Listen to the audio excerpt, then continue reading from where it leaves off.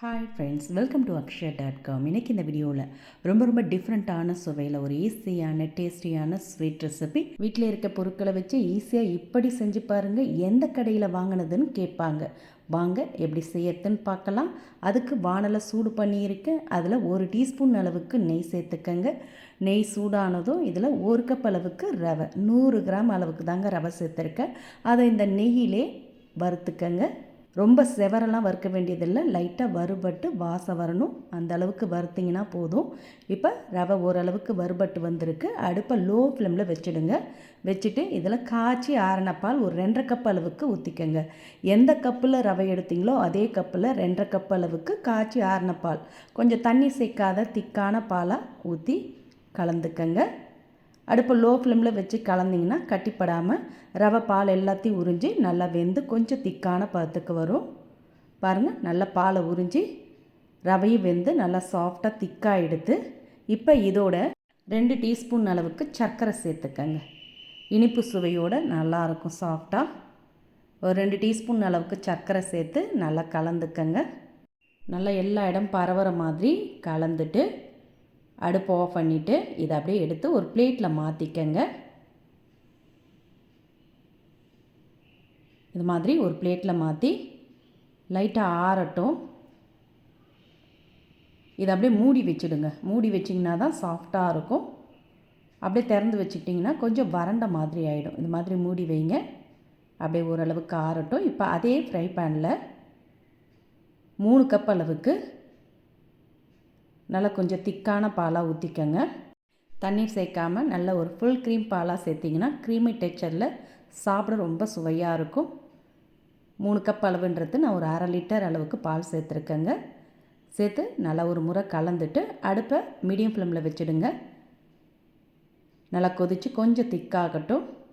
இப்போ நம்ம மூடி வச்சு ரவையை திறந்து பார்த்துக்கலாம்.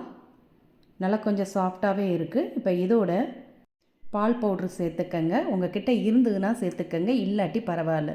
இது 10 ரூபா பாக்கெட் தான், எல்லா கடைகளிலுமே கிடைக்கிது. இது சேர்த்து செய்கிறப்ப நல்லா சுவையாகவும் நல்லா சாஃப்டாகவும் கிடைக்கும்.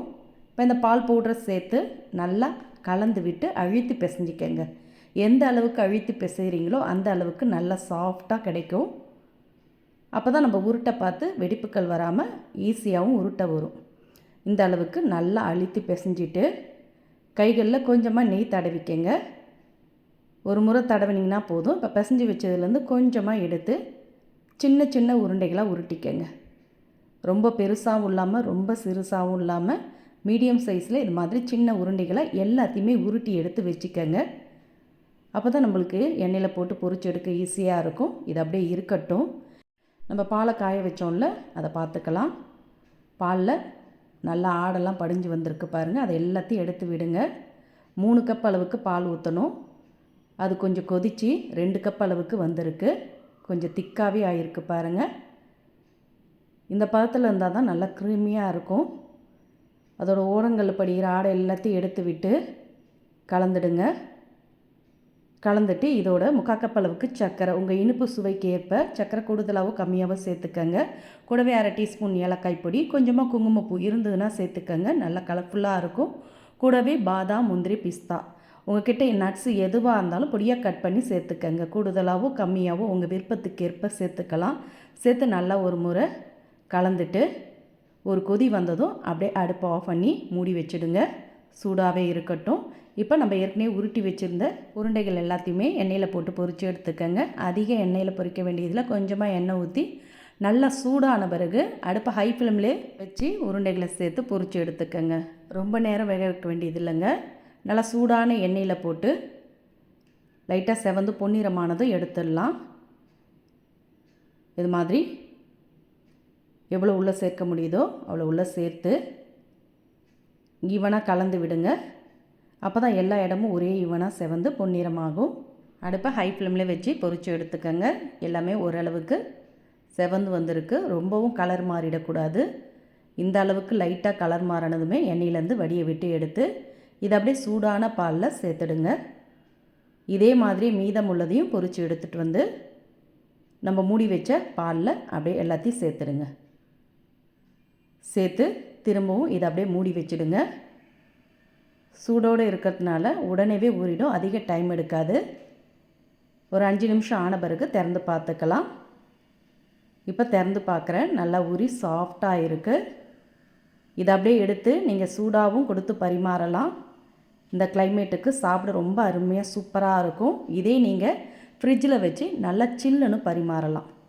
ரொம்ப ரொம்ப சுவையான சாஃப்டான மில்க் ஸ்வீட் ரெடியாக எடுத்து பாலில் சேர்த்து செய்கிறதுனால ரொம்ப அருமையாக நல்ல உடம்புக்கு குளிர்ச்சியை தரக்கூடிய ஹெல்த்தியான ஒரு ஸ்வீட் ரெசிப்பிங்க. இதை நீங்கள் திடீர் விருந்தினருக்கும் செஞ்சு தரலாம். சாப்பிட்டுட்டு எல்லாருமே இன்னும் வேணும் வேணும் கேட்டு வாங்கி சாப்பிட்டு பாராட்டுவாங்க. இது மாதிரி டிஃப்ரெண்ட்டாக குட்டீஸ்க்கெலாம் செஞ்சு கொடுத்தீங்கன்னா தினமும் செய்ய சொல்லி கேட்டு அடம்பிடிப்பாங்க. மிஸ் பண்ணாதீங்க, கண்டிப்பாக இன்றைக்கே செஞ்சு பாருங்கள்.